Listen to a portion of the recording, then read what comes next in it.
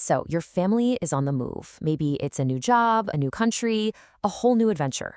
It's exciting. But then this huge question hits you. What about the kids' education? How do you pick a school system that won't just keep up, but actually travel with them? Well, today we're going to tackle that head on by looking at two of the biggest players, CBSE and IB.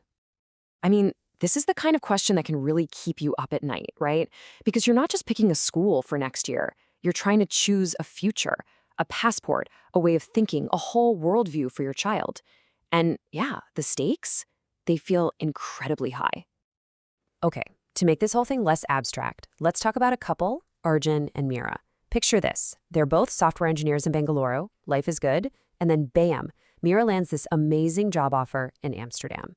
After that first rush of excitement, the very next thought is, oh no, what about our 8-year-old? Suddenly, the safe, familiar world of their child's CBSE school is completely up in the air. And look, Arjun and Meera's story is not some one-off. This exact dilemma plays out for thousands of families every single year.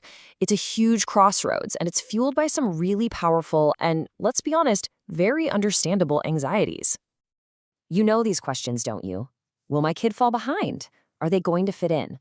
Will they lose touch with their Indian roots? And the big one, will this board be recognized by the universities we're aiming for? The fear of making the wrong call here is huge. It really feels like you're deciding if you're opening doors for them or accidentally closing them. All right, so let's break down the options. We'll start with the one that's a household name for most Indian families, CBSE, the Central Board of Secondary Education. The best way to think about it, it's the national anchor of India's school system. What's the big idea behind CBSE? It's all about consistency. It doesn't matter if you're in Delhi, Chennai, or Mumbai. The syllabus, the books, the exams, they're all the same. It's like a national standard, which is fantastic if you're a family that's moving around, but staying within India. So, what are the big pros for CBSE?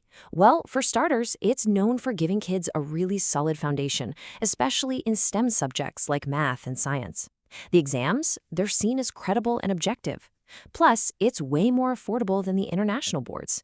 And maybe most importantly, if you think you might move back to India, getting your child back into the system is pretty much seamless. It feels like the safe, reliable choice.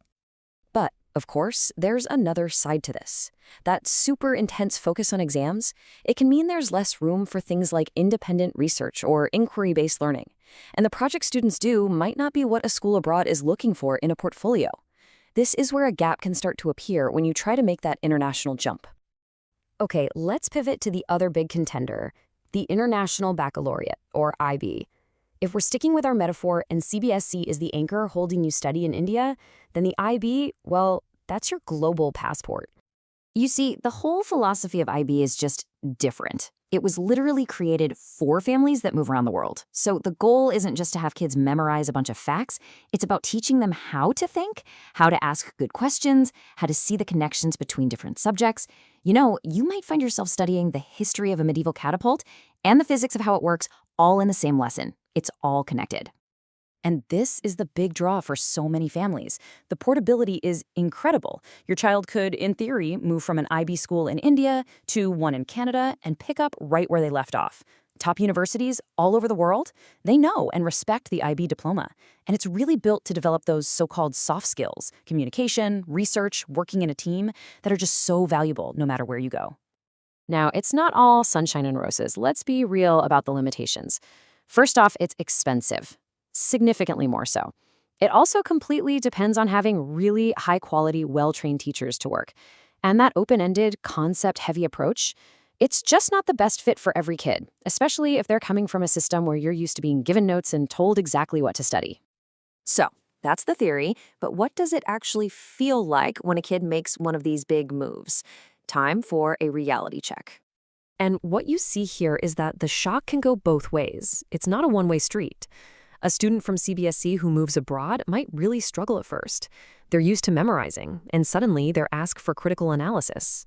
On the flip side, an IB kid who comes back to India might get a serious culture shock in a classroom that's all about lectures and preparing for one big competitive exam. It can be just as tough. This quote just says it all, doesn't it? Freedom shock. Where are the notes? That's the real feeling. When you're used to being handed a set of notes and told, learn this for the test, The open-ended world of IB can feel, well, terrifying at first. It's a huge shift from this receiving information to having to go out and find it yourself. Okay, so with all that on the table, how in the world do you actually decide? It feels overwhelming, I know.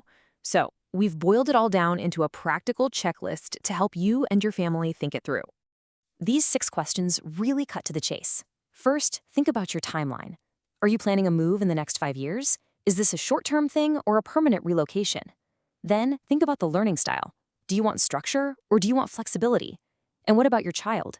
Are they motivated by exams or are they more of an explorer? Then there's the long game. Are you targeting Indian universities or foreign ones? And of course, the budget. What can you realistically afford? Finally, what kind of person are you trying to help them become? Being really honest with yourselves here is the most important part, because there's no best answer, only what's best for you. When you strip it all away, it really comes down to this one simple metaphor. CBSE is your anchor. It gives you stability, especially if your future is rooted in India. The IB, on the other hand, is your passport. It's built for mobility, for a life that crosses borders. And really, that's the most important thing to take away from all of this. Your job isn't to figure out which board is the quote-unquote best in the world. It's to figure out which board is the best for your world, for your family's unique path, your hopes, and your child's personality. That's the real answer.